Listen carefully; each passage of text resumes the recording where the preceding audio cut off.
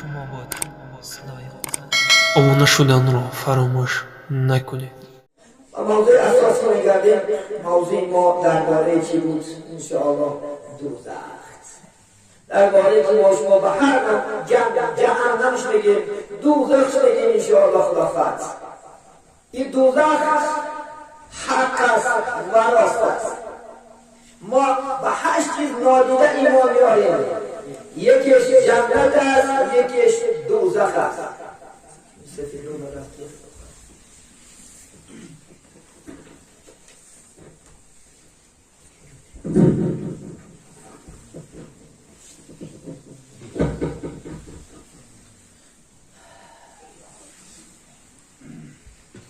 دوزخی که ما شما دائم میشنویم از بزرگان اسلام، از عالمان، از پیغمبر بزرگوار صلی الله علیه و سلم، اینا همه عالمان اعتراف کرده هستند. در کتاب المعانی، در کتاب عقیده میارد ولی جنات و نیران کون علیها مبن احوال الخوابی الجنة والنار حق موجودتان الان. عقیده خلافت ماتریدیه رحمت الله علیه در کتابش میگه که یعنی جنت دوزخ امروز وجود دارد، امروز هست. از طریق حدیث‌های پیامبر صلی الله علیه و سلم جنت در بالای آسمان است، دوزخ در زیر زمین هفتم است. دوزخ است. خداوند در سوره اخلاق آل عمران آیت 131 چی میگه؟ اعوذ بالله من الشیطان الرجیم واتقوا النار التي اعدت للكافرین.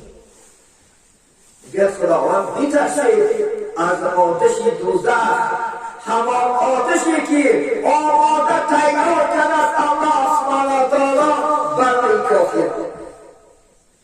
خداوند داده است در سوره آل عمران 131 که شما بترسید از دوزخ،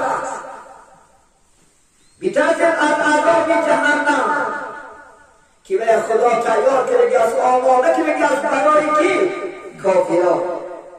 و اینچنین برای منافقان محمدی صلی الله علیه و سلم دوزخ از یاد نبرید. کسی که در دنیا منافق میشود، معنای منافق بدانید چی است؟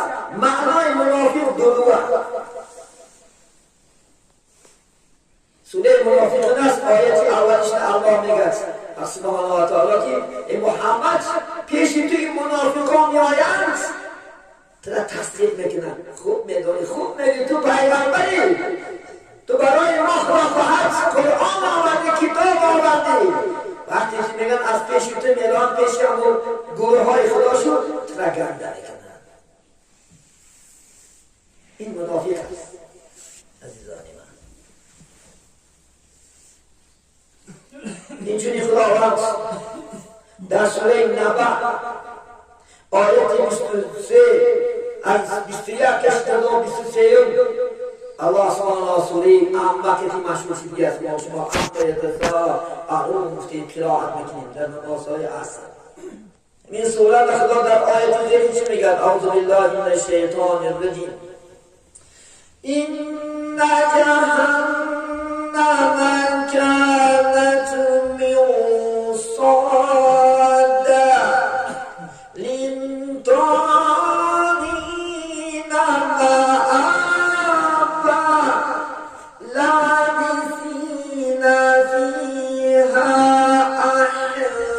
أحقابا لا يذوقون فيها بردا ولا شرابا إلا حميما وغساقا جزاء وفاقا. صدق الله العظيم. خدا میگه این جهنم ان جهنم کانت مرصادا. یعنی جهنم برای هر یک گذرگاه شما هست. البته ما وارد جهنم میشیم عزیزان. گذرگاه ما و شما چی است؟ جهنم است. للطاغین مآبا. برای کی؟ برای سرکشان، کسانی که فرمان خدا را سر نکشند، فرمان پیغمبر محمد صلی الله علیه و سلم، قرآن را سرکشی میکنند، فرمان الله را سرکشی میکنند، جای ویها میکنند مآبا، قرارگاهشون میگه چی از دوزخ است. کی میتواند فرمان خدا را سرکش کرد؟ کی؟ کسی که کافر است، کسی که از خدا نمیترسد و فرمان خدا را سرکشی میکند. خدا میگه قرارگاهشان جهنم است. لابثین فیها احقابا. در آیت میگه در دوزخ استقامت کننده، زندگانی اهل کافرها، اهل سرکشان، اهلهای طاغوت که از قرارگاهاشون مکان زندگیشو جهنم نشان می‌دهد. خدا میگه لا یذوقون فیها بردا ولا شرابا. نمیچشه میگه در وقت دوزخ میگه نمیابن یمان سرکن جا نیست. بعضا دیگه جای سرکی یک درخت نیست، یک جای سرکی نیست که از عذاب برایون در اون دم میری. بالکل تمام انشاءالله دوزخ وجودش از عذاب است عزیزان من. چون که دوزخ در 3000 سال انشاءالله خدا خواهد برپا شده است. 1000 سال الله سبحانه و تعالی سکون داشت. چی شد؟ سرخ شد. 1000 سال دیگر سکون داشت، سفید شد. 1000 سال دیگر سکون داشت، سیاه شد. آن زنهای با شما مادران و خواهران وقتی که نام بستگی میشود چکار میکنن؟ اول تنبه چکار میکنن؟ میتسکنن، پرده دستانن، تیار میکنن، آبش میکنن، دیگر تیارش میکنن، بعد مرانه میبندن. خدا حق سبحانه و تعالی برای ما شما این دوزخ فقط تیار کرده است. تصور کن اینو شما میتونید یک گاز چه خریده کنید، یک گاز عربی گاز یا یک لخچه خریده میتونه؟ نمیتونه باشید. طاقت کبیره هم نداره. یک دسته میتونه خدا هفته ها گیره میدونه تا اینکه بخیر اومده میشه، تا اینکه دارها استفاده میبرید، شبها خواب رو میبرد. حضرت مولوی نداری بلکه فی پا طاقتی خواب دمیلی چون کنیم در دلخری نار. و میگه در این پا یک خارق میده در تک کمی پاس طاقت نمیتونیم. و چه در اون عذاب طاقت نمیتونیم، چه در اون عذاب صبر نمیتونیم. لابثین فیها احقابا. استقامتی ها میگن دائم ایستادگی چی هست؟ همون دوزخ است. لا یذوقون فیها بردا ولا شرابا. نمیچشن دیگه در دوزخ یکان آب، یکان خنکی هم جای راحت میگیرگی نیست. و این حال خودش الا حمیما و غساقا. یعنی نوشابی های اینها آبی شیرین نیست، شیر نیست، بلکه چی از حمیم است و غساق است. حمیم میدانیم وقتی که شما دوزخیان داده میشده است بنا مجرد نزدیکی لابا بردن اعضای شما سوخته می‌گردد است. وقتی که شما را می‌نوشانند روده ها با پاره پاره شده می‌گردد است. و آبی جوش است و کسلوته عزیزان ما به اصطلاح بگیم و کسلوته در یکان تو نیزه چشم میکنن همچنان تیکه و پاره بکنن در اون خدا وقت است مانه پیغمبر صلی الله علیه و سلم نه خدا مدد آمده. ما آگاهی دارد که ای بنده ضعیفی من، کار تو کی؟ با سفر گرفتار بشه. گفتیم آره کی؟ ای لحظی ضعیف مائل نار مشا، کار کن و با سفر گرفتار مشا.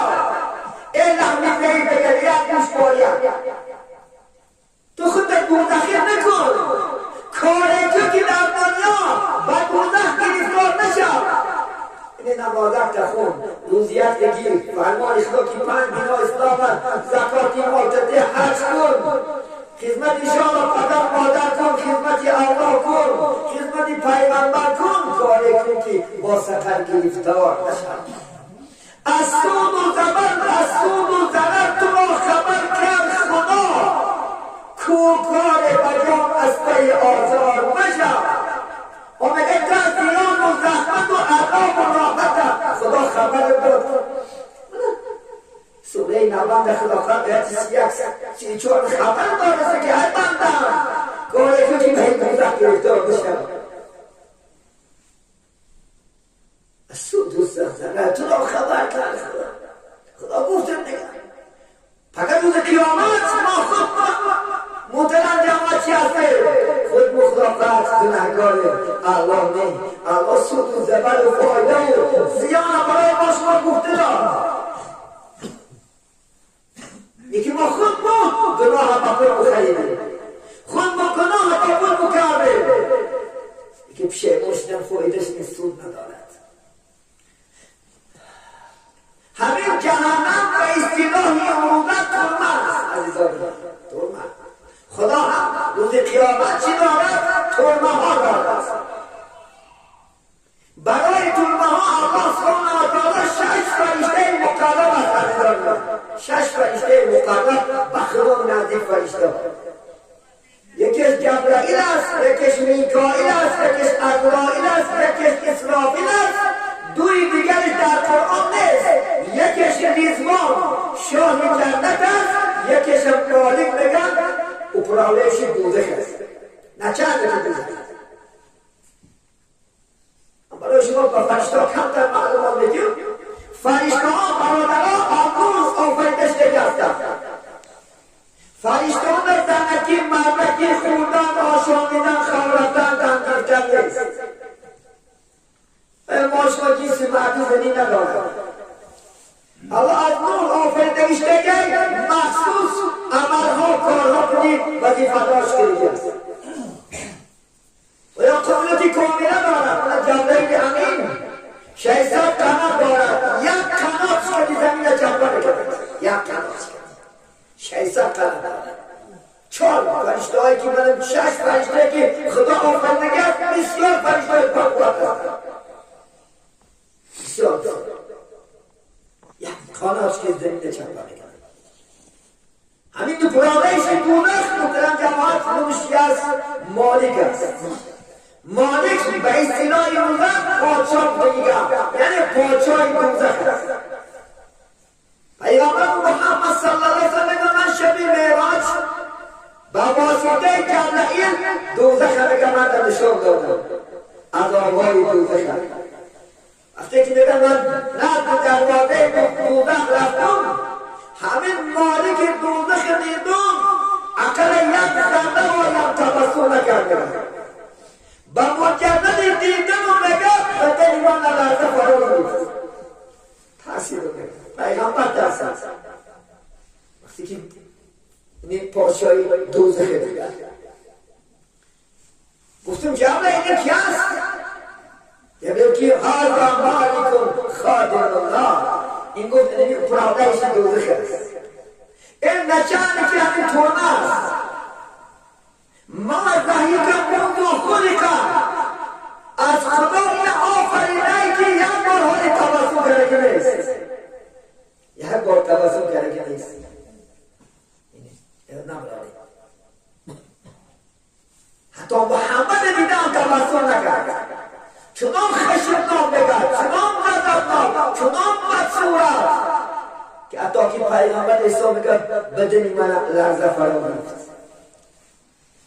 ولی ما شما اگر خدا نگهدار محکمه سودی الهی بشود مبادا اجازتنامه اگر دوزخ گیریم بر در دوزخ بریم شاه دوزخ از ما شما میپرسید افزنید خدا خواهد به چند میکش سوره خدا خواهد تفسیر ملک در آیت یک زیدی یا حسینی با ایدی کاشفی رحمت الله علیه دو مثل شعر آوردیم بر دری دوزخ از شما پرسم بر شما عالم نبود گفته عالمان بر دوشی احمقان افزار نبود همون راهبری فرمد افزاست که آی در دنیا یکان کس نبود که شما را اینجا را فهمانم اینجا را بگوید که عذاب خیلی عذاب انواع عذاب ای خدا دست کار لکن نگو در جواب ما نگوتیم که گفت لیکن ما افسانه بشماریم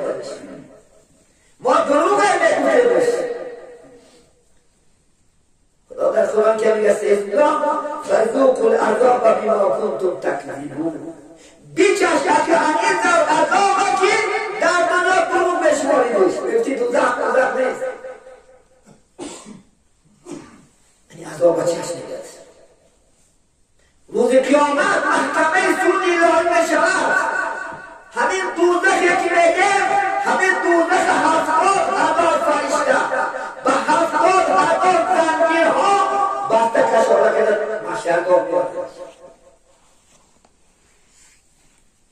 ما شما در حساب کتاب دیدش مثل دوزخ که در غرور است همچون مانند یک خربان میزند من سوره مرسلات ما چی میگن؟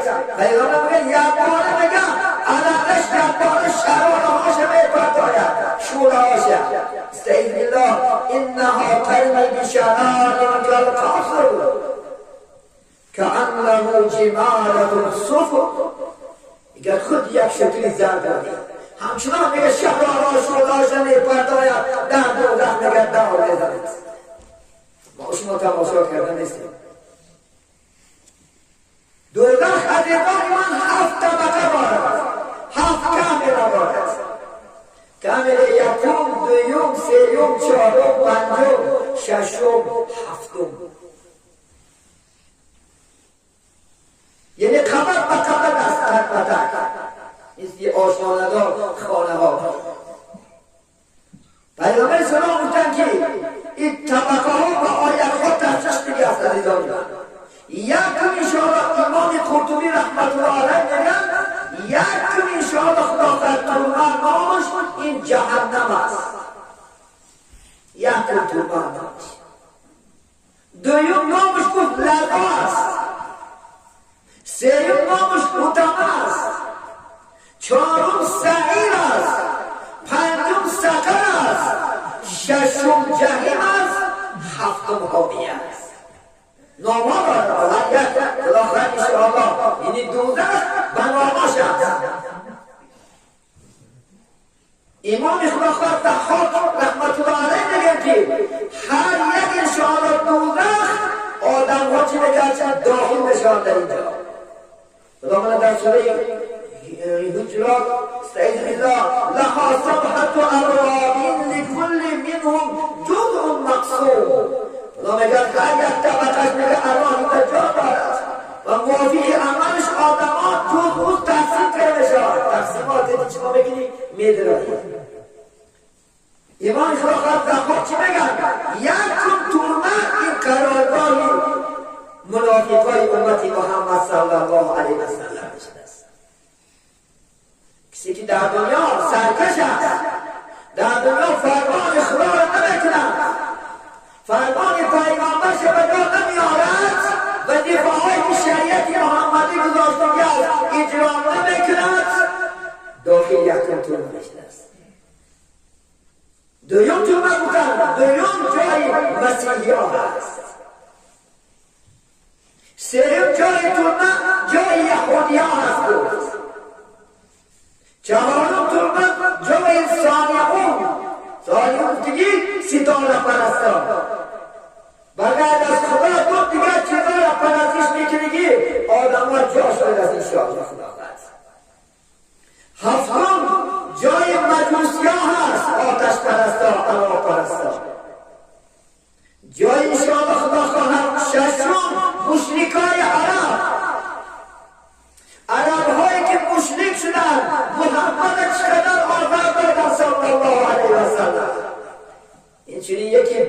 سخت‌ترینش ابو جهل،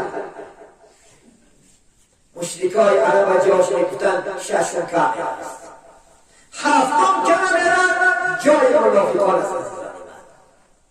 ببینید منافقان از کافران هم پستر. خدا در قرآن میگه اعوذ بالله من الشیطان الرجیم ان المنافقین فی الدرک اسفل النار. ما منافقان پسترین موضع داره تا که هفتم طبقه. این جای سخت‌ترین عذاب در همینجا است عزیزان، سخت‌ترین عذاب. من جمعه دیگر برای شما منافقان را هم صحبت میشیم. خدا اگر نقش جمعه دیگر منافق کردن صورت میشود که الان حالا کی را منافق بگن، کی علامت منافقی دارد. خدا فرصت کرد انشاءالله با شما هم صحبت میشیم. منافق نشود هیچ وقت. منافق نمیگه چی است، یک نماز بخواند یا نمیخواند. خیلی بسیار امروز گاه عرب بخرد گاه عبادت بکند منافقی. این نمودش بسیار است. اگر زنده بریم انشاءالله خدا نگه دارد. یعنی ما شما الله ترسید. من چند حدیث میارم برای شما درباره عذاب در دوزخ. عزیزان من انواع عذاب هست، گناهکار عذاب هست. این پسترین عذابی خوبترینش بگم همان عذاب است که دو کفشش بگم، کفش پتینکه دو کلاش است. وقتی که در پای انسان فرشته های دوزخی به دوزخ میکشوندند مغز انسانش مثل در مرد شده است. این پسترینش است. تصور کنید یک کلاش رو کشوندند تو مغز سر جوشیده بستند. دوزخی ها میگد از عذاب سختیش میگد دندانهاشون مثل کوی احد نشنند. نهیبان دیگه که حدیث هست در کتاب مکاشفات القلوب گرفت من حدیث دارم. دندانهاشون میگد مثل کوی احد، شکمهاشون مثل کوه نشنند از عذاب سوختن چند. هر دانگه پوستی هر یک دوزخی 40 متر دستانش است. 40 متر. از ما شما جا پوست حساب کنیم باشه 1 متر 2 متر. وقتی که از عذاب سختی شد او فرشته های خدا همه خیلی آفرینگی است که 1 گرم رحم ندارد. گرم میدونید؟ گرم یک ملیکول نماید خدا خیلی سنیم آنی ترزمو که سوزن مالا رحم تکیده است یا نماید. مارها است مثل شطور. میگن کژدم ها است مثل درختای کلم کلم.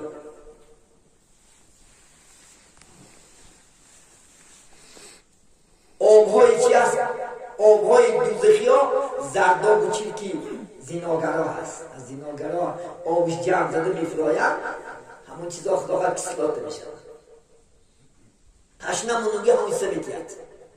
خارهای تلخ است. قرآن بیان میکند به مجرد خوردن انشان خدا خواهد در دلش کامل است. زهراش هزارها سالهای دراز از دل ما شما میرفته است. تلخی همون خارهایی ما شما حواس کردن میخواه میشه دوزخ نه. امام احمد راجع حبان روایت میکنند که چکرگله گفتن دوزخ چکری ها دارد. اگر انسان در دوزخ پرداخته شود گفتن 40 سال بسر ببندن دلیل آخرش نمیرسید. 40 سال و مجرد در دوزخ پرداخته شود 40 سال اگر انشاءالله خدا خواهد دوام کند مثل سابق با شما 40 سال که با سالها دیگر سالها بشن 40 سال دم با قیچی جهنم نمیرسید است. شما تصور کنید سال ابن حبان بیهقی روایت میکند اگر یک سنگ نگه پرداخته شود در دوزخ 40 سال بین زیرش نمیرسید. 40 سال رسول میگم من شیشتگی بودم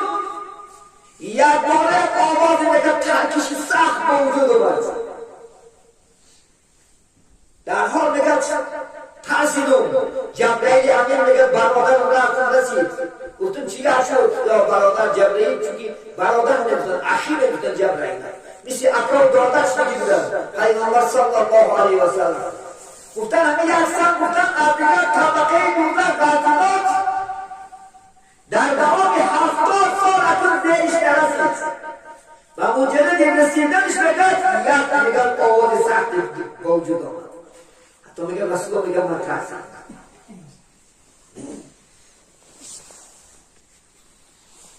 علاوه که ما در دنیا میسوزیم، علاوه یک جزئی همون علاوه است. این بیچین جوری شوفته با دریاها دیگر شوفته چکو کردن که علاوه آورده حضرت آدم درستندن که یک شغلش است. شغلش یک دودش است که میگوید سپوده ببره چکو بکنیم کپیدهش نمیتونیم. در جهنم میگرد امام بخاری حدیث 70 موردی دارد شهرهاست، 70 چکونی دارد، 70 خانه دارد، 70 محترم جماعت ماد دارد، 70 کیفون دارد. بس اوکی این 1000 بدن آزم است. همه این عزیزان من برای چی هست؟ کسانی که سرکش هستند. خدا نگه دارد ما از این دو بیترسیم. بیرون خونی کس عزیزان من رو صحبت کمتر میکنیم برای که بچه آزار نکشد، لیکن همه مشیاسی خدا خواهد جون ای دیگر اما بعضی خدا خواهد عذاب باشه بس همی شما نرسد. این برای ترساندن شما نیست، این برای آگاهی ما شما است. آگاه باشید، از اینجا خبردار شید، اینجا را درک کنیم انشاءالله خدا فهمیم دانیم که عذاباتی است. البته انشاءالله مقرر است. کسانی که سرکش میشوند فرمان خدا را نمیکنند چی حاجت؟ ما خود برداشت پرداختن چی حاجت؟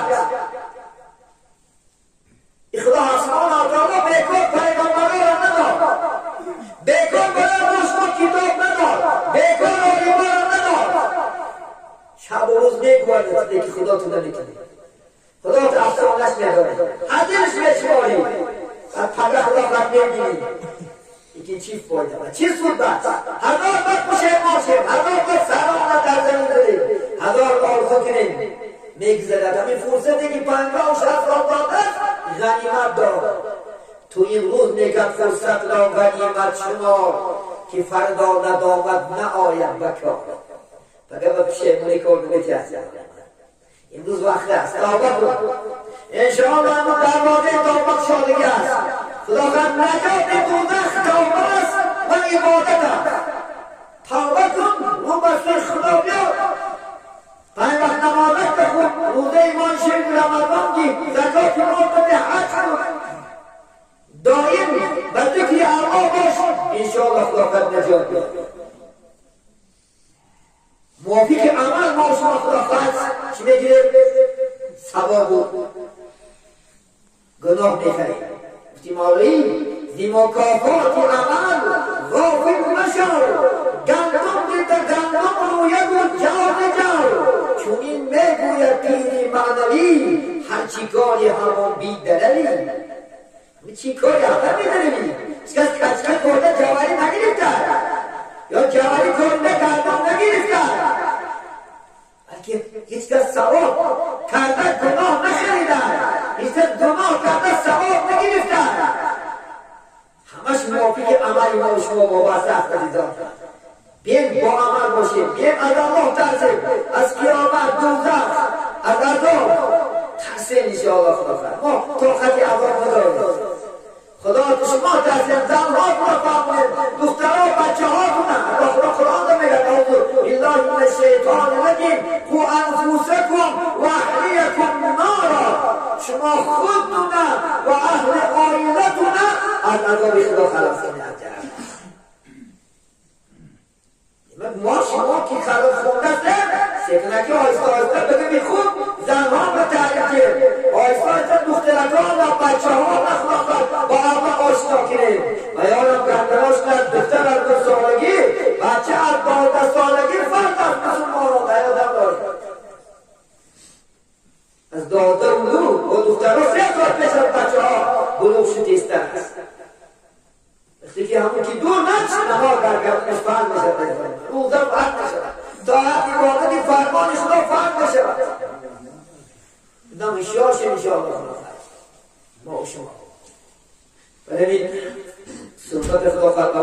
برسانیم.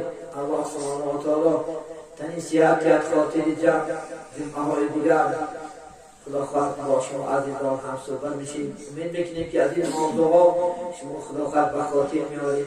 از این موضوع ها خدا خواهد هممون که از ما کشیده همه عمل کردن به خدا خواهد راه نجات راه خوبی یافتن کمر ایمان با از نم بلندتر بندیم از اینم خوبتر بندیم انشاءالله خدا خواهد طاعت کنیم عبادت کنیم نجات انشاءالله خدا خواهد بدل کنیم.